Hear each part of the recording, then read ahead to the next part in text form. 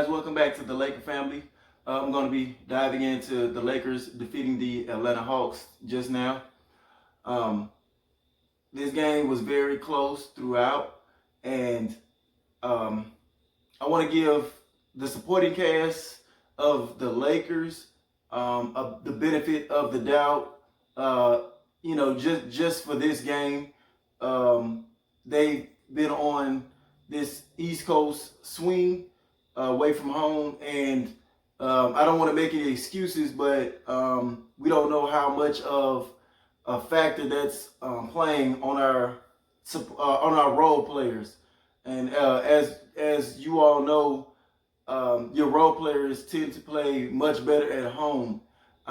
They've had a couple of good games here and there on this road trip, but today was probably one of their worst games. If we didn't have LeBron James and Anthony Davis in this game tonight, we lose. That's kind of how bad or not much of support that we got from our role players with this game. Defensively, I felt like we did okay. We did okay defensively. We didn't have any guys just completely go bunkers on us. And their leading scorer, which was Trae Young, he had 30 points, but it wasn't a blistering 30. It was like three. He shot 3 for 11 from the 3-point range, and 9 for 22 from the field to go along with 6 turnovers. So we were getting up in him and making him kind of think a little bit more. We were doing a good job of, especially our big man, coming in, trapping him on those pick and rolls, trying to make him make a quick decision and get the ball out of his hand. And don't give up so much of space because he's got that Steph Curry badge. You give him this slight of space on a pick and roll, he's going to pull it. He's going to gun it from the 3, and more times than not, he's going to make it. So I feel like we did a good job in that area. But as far as like scoring production and things of that nature, the supporting cast really was a dud this game. JaVale McGee only 3 points, 5 turnovers. How do you have 5 turnovers? For a big man, and you're not even like a primary option scoring threat of a big man. You have 5 turnovers. Anthony Davis, 5 turnovers. Way too many turnovers overall, and we started off the season bad in that area, turning the ball over, and I had kept harping on it, and then we kind of got into a stretch there where we kind of cleaned it up, and now the past 2 games or so, it's kind of those turnovers kind of increased back up again. So we got to shore that up. We can't be doing that on the road, and we have 2 great superstars that pulls us out of things like that. But we don't want to have to keep doing that because that becomes taxing on our superstars' bodies after a while. They are to blame on some of these. With Anthony Davis 5 turnovers, LeBron James 4 turnovers, but they're producing, so they can kind of get away with it. The rest of these guys, JaVale McGee 5 turnovers, Caldwell Pope a turnover, Dwight Howard 2 turnovers, Bradley 3 turnovers, Rondo 2 turnovers. You know what I'm saying, so on and so forth. We got to clean that up. What was that? 22 total turnovers, not acceptable. And we should be happy to get away with a victory on this game. Yeah, there was some bad officiating again in this game, but we still overcame that. Danny Green, I told y'all a couple of videos ago that I'm not even expecting him to be this elite Steph Curry type of shooter anymore, and it's like I don't know what it is with Danny Green. It's like 0 for 5 from 3-point range when you are considered to be amongst the elite as far as field goal percentage with 3-point shooting.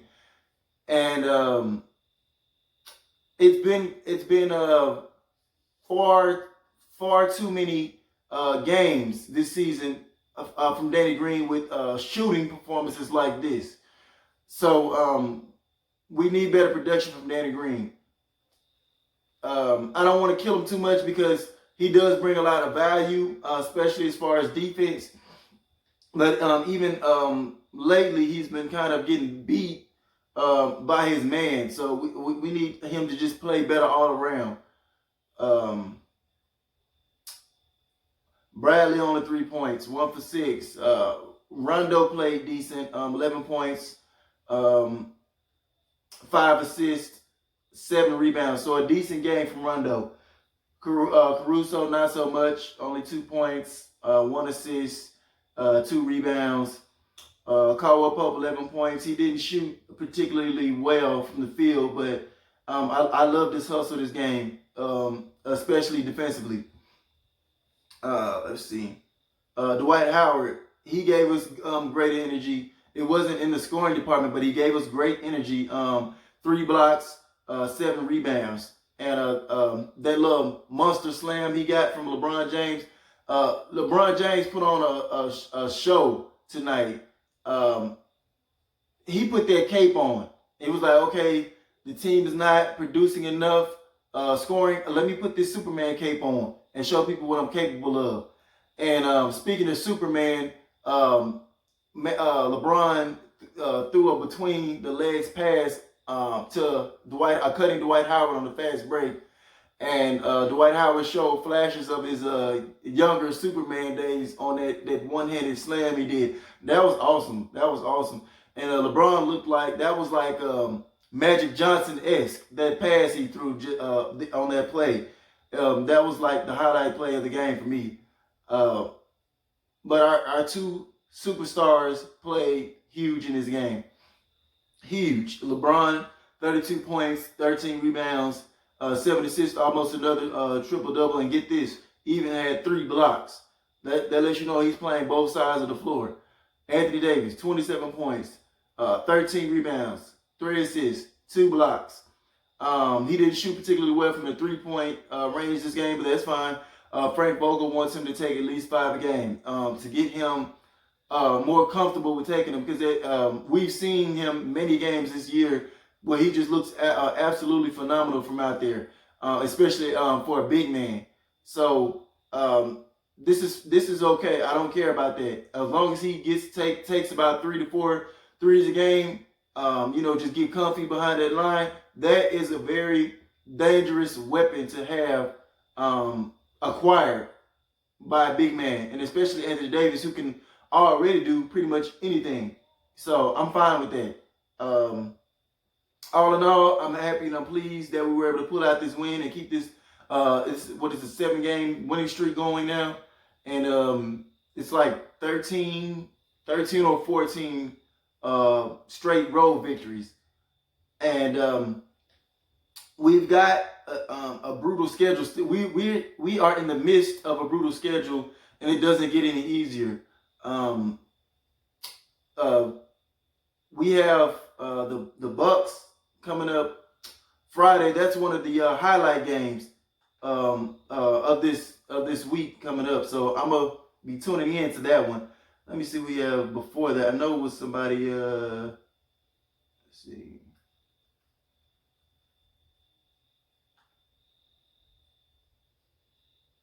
I know we have Denver in here. We have the Blazers.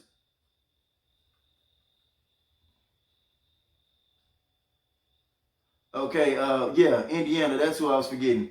And they've been playing terrific ball. Brogdon has been balling out this year, and a very underrated player.